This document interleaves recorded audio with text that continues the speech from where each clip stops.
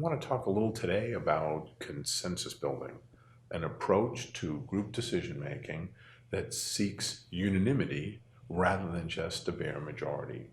And we've learned something about how to help groups operate in a consensus building fashion, whether they're small groups or big groups.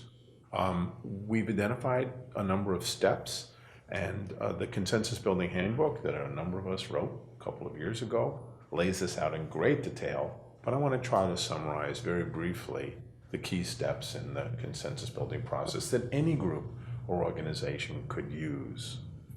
The first step is convening. And while most people think that just focuses on getting the right people to the table, I would argue that getting all the people who are coming to a meeting or a decision process to agree on the timetable, the agenda, the ground rules, really important.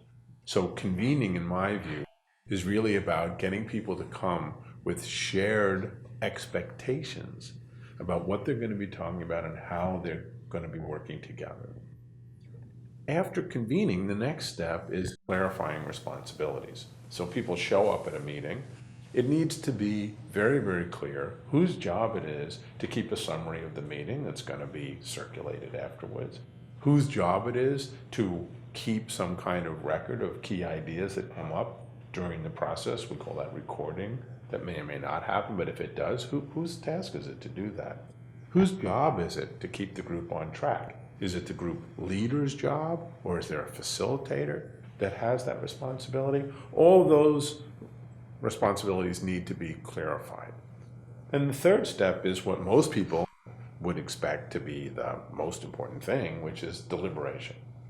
All right, we've got everybody around the table. How do you talk together so that it's easier to come closer to a unanimous agreement rather than just waiting at the end to reach a decision that a bare majority prefers?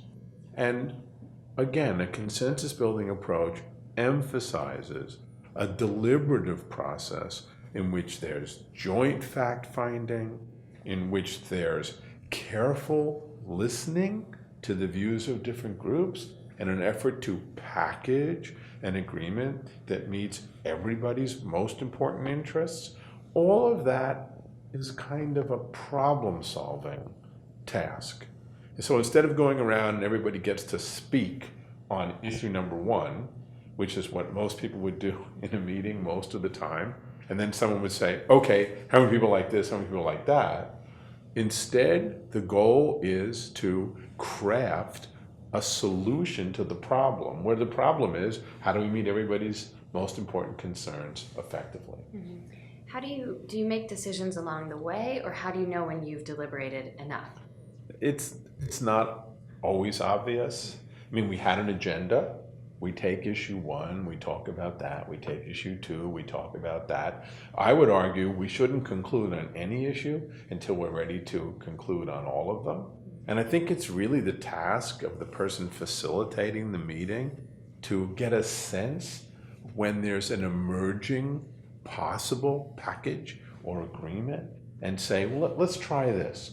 We've talked about issues 1, 2, and 3. We've gone around the table. People have talked about what they like and don't like. Let me play back to you my sense of a proposal that will meet everybody's concerns on the most important issues. And it's hard to know how to do that. I think a skilled professional should be at every meeting who knows how to facilitate to play that role. I know that's not always going to happen. But if people think the person saying what a possible consensus agreement is mostly fashioning it so that their own views are tended to, I don't think there's going to be a chance of reaching a consensus agreement. So my feeling is that if a facilitator, a neutral person, has listened, they can sense when the group is close to the end of useful deliberation. Mm-hmm.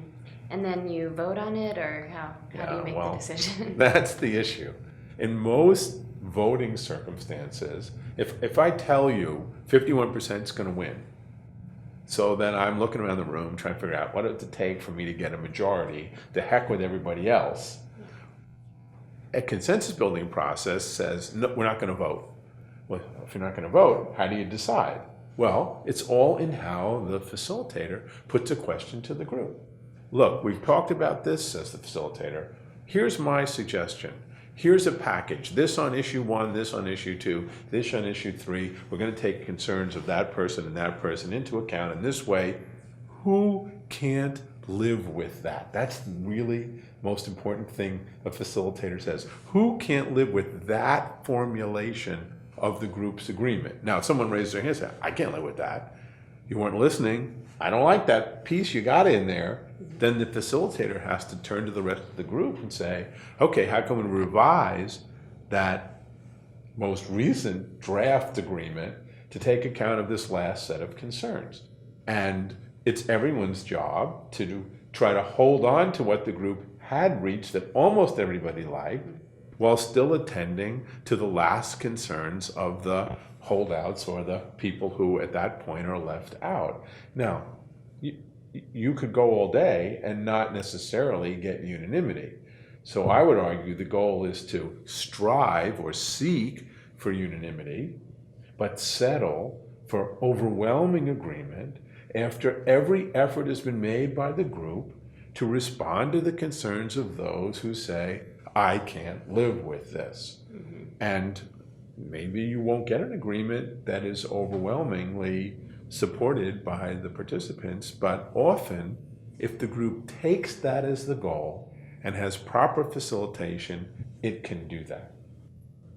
Okay, so you get the agreement and maybe there's one holdout, but they've achieved what they set out to do to get the I would argue that's consensus. So how do you then implement, how do you move forward with that?